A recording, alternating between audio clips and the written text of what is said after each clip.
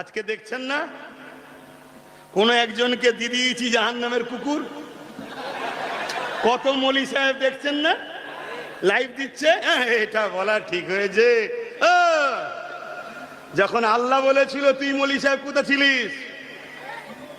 যখন রোজার মাসে ওই জাহান্নামের কুকুরটা গরিবের ইফতার গুলো ভেঙেছে, গরিবের ঘর গুলো ভেঙেছে, গরিবের কল ভেঙেছে, রোজার মাসে নিরীহ নিরীহ মুসলমানদের ঘর বাড়ি ভেঙে দিয়েছিল, রোজার মাসে নিরীহ মুসলমানদেরকে উচ্ছেদ করে দিয়েছিল, বাচ্চা বাচ্চা ছেলেদের ঘরে এখন রোজার মাসে মেরেছিল। 2021-এ মনে পড়ছে এই জাহান্নামের কুকুর যখন মুসলমানদের উপরে জুলুম করছিল।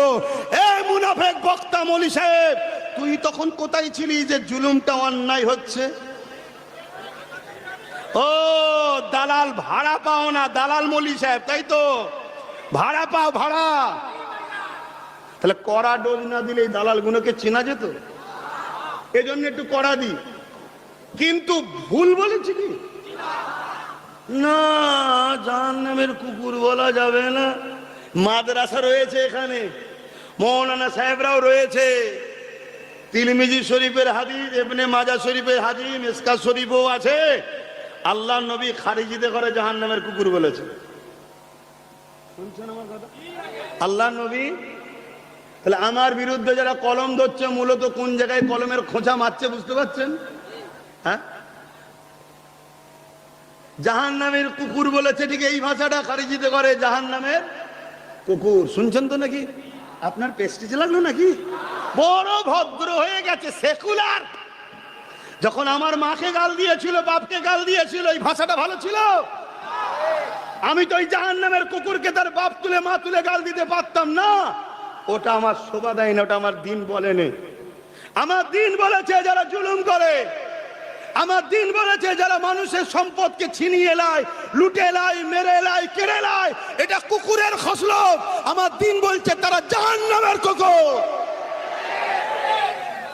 এতিমের মাল খাবি, এই যে এতিমখানা, আজকে যদি প্রকৃত এতিমের উপরে মানুষ তার জাকাতের টাকাগুলো যদি এতিমকে দিত বা এতিমখানাগুলোর পিছনের দিকে খেয়াল রাখতো, তাহলে আজকে এতিমরা গরিবী হালে জিন্দেগি কাটাতো না, এতিমরা প্রতিষ্ঠিত হয়ে যেত। এই এতিমের মাল ঝেড়ে খাবি আর জাহান্নামের কুকুর বললে গায়ে লাগে? হ্যাঁ, কোরআন তো আরো বড় কথা বলেছে। এখন সব বলবো না, আরো কে কে বেরোই একটু দেখি, তারপরে একেবারে ছিপি মুড়বো।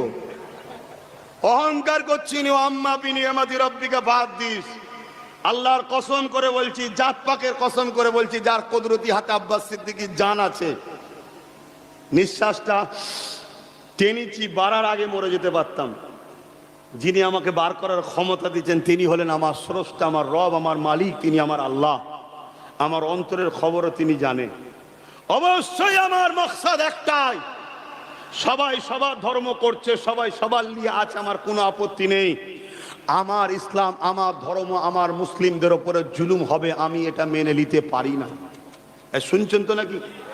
পাশাপাশি একজন রসুলের উম্মত হিসাবে কোন ধর্মের গরিবের উপরে জুলুম হোক, ওটাকেও দেখে মেনে লিয়া যেতে পারে না।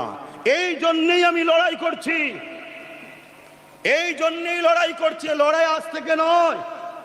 আপনি ভাববেন না আমি আমার ভাইয়ের জন্য লড়াই করছি, আরে রেখে দিকে যে ভাই, ভাই তো অনেক দূরের কথা, আমি বাপ মার জন্য লড়াই করছি না।